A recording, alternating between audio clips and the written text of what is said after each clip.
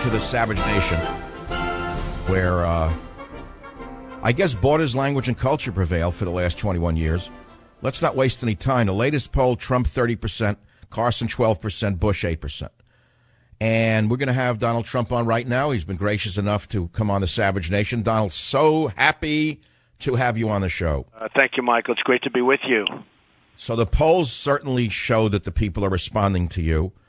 Do you want to comment on that, or would you rather move on to fundamental questions? Well, I'm just happy that it's, it is nice because that means quite a bit to me. And, when I first entered, they all said I'd never run, and then they said I'll never file, and then they said, well, he'll never file his financials because maybe they're not as good as people think, and I filed them, and it was almost 100 pages, and they turned out to be much better than anyone ever had even imagined. It's more than a $10 billion net worth, which I only say because that's the kind of thinking our country needs when we deal with China, when we deal with Japan and Mexico and all these countries that are ripping us off, and they won't be doing it for long, believe me. So it was. It's really nice to see the kind of polls we're getting. They're getting really phenomenal.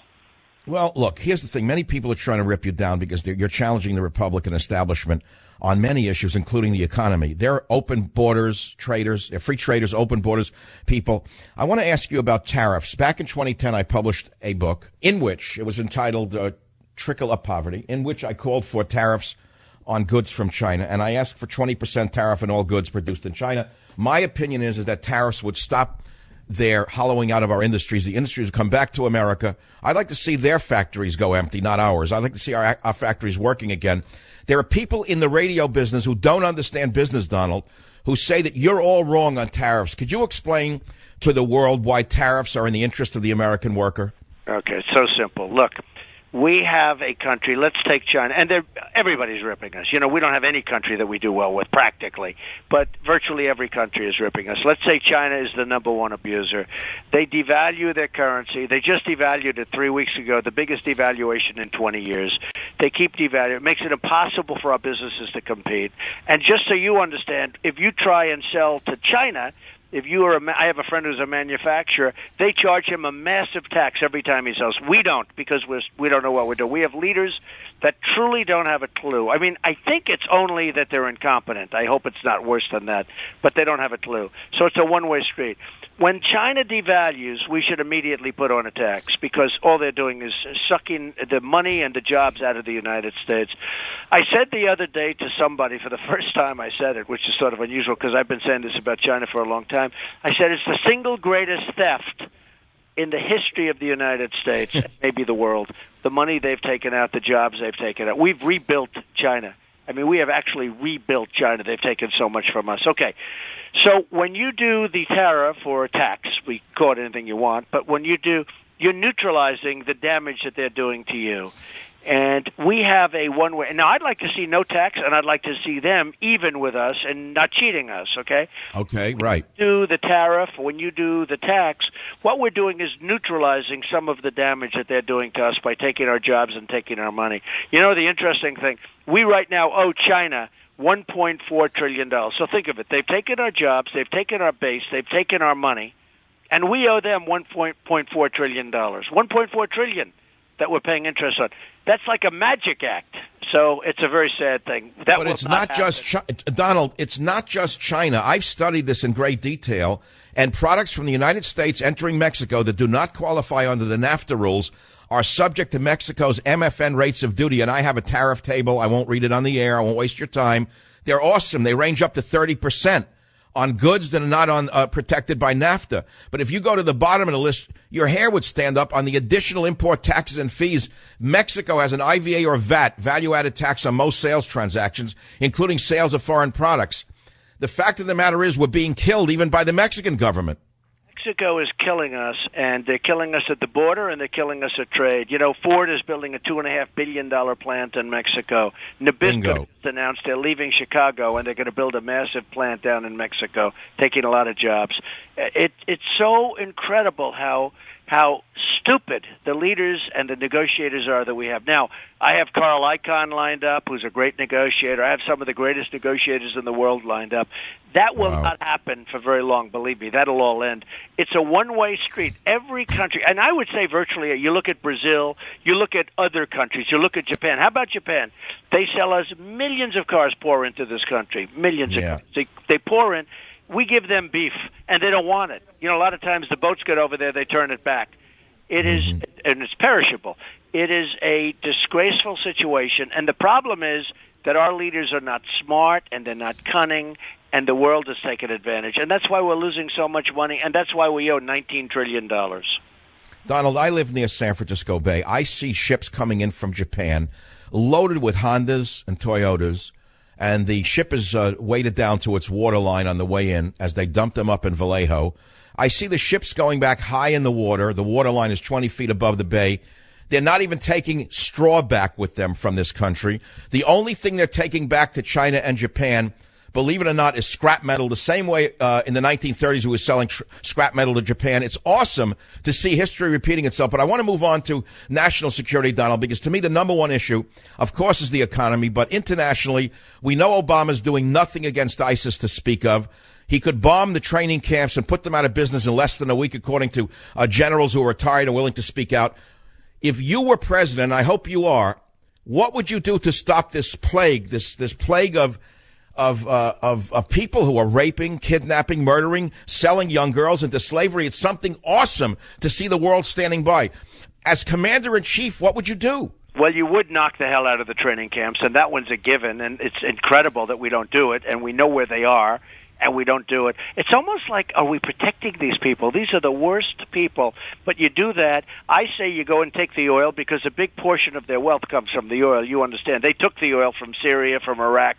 They have a lot of oil. You know, they're redoing a hotel right now in Iraq or Syria. They're actually building it. They're like in competition with me. They're building a hotel. I mean, you believe ISIS is building a hotel.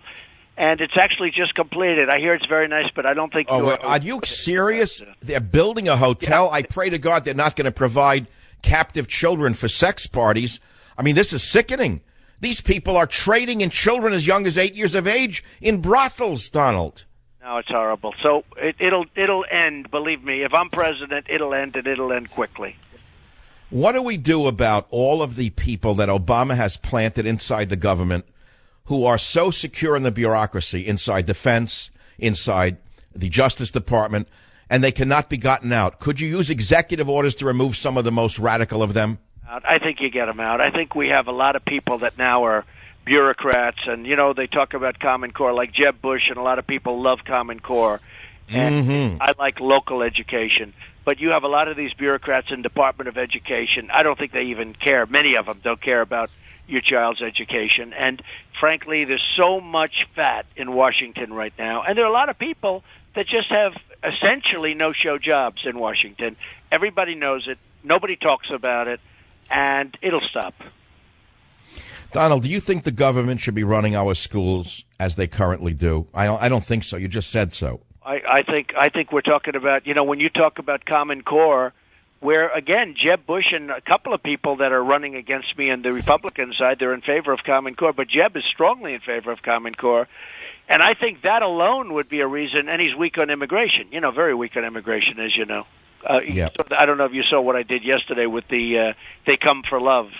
Yeah, I did see that. That's the stupidest thing I ever heard Jeb Bush say. Who wrote that for him? I don't know. I don't get it. They come for love. In the meantime, you see what happened in San Francisco with Kate and so many other people. It's disgraceful. But well, yeah, and Kate's parents are filing a lawsuit against this crazy city and against Sheriff Murky Kami and the others who freed that illegal alien and who killed their daughter. It's crazy going on in America. What's crazy is going on in America right now. People are screaming about the illegal aliens. The number one issue for you, I know that. And you would build a wall. By the way, I agree 100%. A wall is rather cheap to build. I don't know what these prognosticators are saying. It's so hard to build. As you said, it's harder to build a 50-story building than it is to build a wall. You want to talk about that for a minute? How hard is that to figure out? The wall is so easy to build. You know one of the reasons it wasn't built? 15 years ago and 10 years ago, Hillary Clinton, everybody wanted the wall. You know one of the reasons it wasn't built? Because they couldn't get an environmental impact statement. Do you believe this? We couldn't. They couldn't get it approved environmentally because there was probably a reptile on the border that would have been crushed by the wall. But I say walls work, and the best example, Mr. Trump, is Israel. Everybody forgets that the Palestinians were killing Jews left and right, blowing up discos, blowing up pizza parlors, and the Jews were building a wall with the West Bank, and the very same liberals who were screaming, don't build a wall with Mexico, said Israel's racist, Israel's this, Israel's that, don't build a wall. Guess what? Since that wall went up with the West Bank, I haven't seen one bombing. Right. You know what? It worked very well in Israel, and it works in other places, and it'll work great here. Now, you have to build a wall. You can't build like a little toy that they have now, where people just crawl over the fence or they get a little ladder from Home Depot and they walk over the fence. Build fences. I build walls. Do you ever see the precast plank where they do parking garages and roadways over highways and like what they can do? And you stand it on end, and it's what I do best, in all fairness, what I do best in life, which is nice to have a president that knows about infrastructure, because the country, it is literally, our infrastructure is just dying on us. The bridges, the roads, the tunnels, the airports, Michael. So anyway, but you get precast plank, very tall. You can go 50, 60 feet high. Nobody's going up 50. That's like a six-story. You drop it right into a footing, into a good solid footing, and you've got yourself. And you can have it made beautiful. You'd actually have it as a beautiful-looking wall. You'd make it architectural. You'd make it beautiful. And people wouldn't get on it, and there's no way you get through it. And wait, and I assume you would not have these planks built in China. I make that assumption. No. They'll be built right here. Believe me, they're not being built in China. Donald, before you go, the polls are amazing. HuffPost, no less, tracking 149 different polls from 29 pollsters nationwide. Trump 30%, Carson 12%, Bush 8%. Would you? I know it's too soon, but people are asking, because I feel a Trump Carson or a Trump Fiorina ticket would be a winner. I don't see how that could lose. I think that Ben Carson is one of the finest people I've ever seen come along. I don't think he's presidential material. I don't think he has the experience to run the office. I think he'd be a great vice president. What do you think? Well, I like him a lot. He's been very nice to me. He's been very supportive, because when I was taking heat, he agreed with pretty much everything I said. So it's always nice. And so I do like him. I think he's a terrific guy, actually. But you're not willing to say who you'd pick for VP. You're not there yet. I mean, I would certainly not rule that out at all. I think it's an interesting choice. It could be a very good choice. But we have to see really where we are, the landscape, in 6-7 months from now. Let's see. First thing I want to do is win. After I win, I want to, make a great choice, and I'll be talking to you, and I'll be talking to other people, because, frankly, that's, to me, the vice president, that's a very important choice. Not only in terms of election, but in terms of once you get there, you have to have the right person. But I think it's a very, very important choice. Yes, it is. And, of course, we're getting ahead of ourselves. So looking ahead, people are saying Trump's running hot right now, but it's a long race. It's over a year to go. But you're engaged in this campaign every second, every day. No one knows how you get the energy for it. God bless you. But they're saying that you're gonna peak, you're gonna drop out. How the heck do you maintain your stamina, Donald? Is there a secret? Well, maybe it's good genes. I don't know exactly what it is, but I'm energized, and I've been that way for my life, and it's mostly because I enjoy what I do, and I see a lot of progress. Maybe if I were number 17 in the polls or number 15 in the polls, or some of these guys have actually zero. That means out of thousands of people that are polled, they have nobody said they'd vote for them. And at some point, they're going to start dropping out. And maybe if I were number 15, I wouldn't feel so much stamina, but it's nice to be number one, and really number one by a lot. So we'll see. You are, by a huge margin. You've struck a chord. People are trying to explain it. The very people who attacked you in the beginning are now suddenly coming around saying, well, maybe he's not so bad, because they're hedging their bets that you just might win. I feel you will win if you sustain it. And the only thing I ask out of this support for you is simple. I only want to run the NIH, and I want to clean up the science and medical establishments in America, which are as corrupt as you can imagine. They're doing no basic science. Medicine has been corrupted by politics. Instead of producing scientific reports, everything has to have something about global warming in it or gender identity.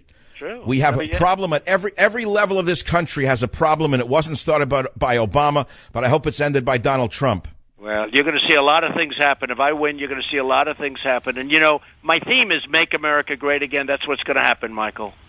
I'm very happy to have had you on for 15 minutes. See you in Mar-a-Lago this winter, I hope. Very good. I hope. Thanks, Donald. God bless you. Good luck. This is the Savage Nation. I'll be right back.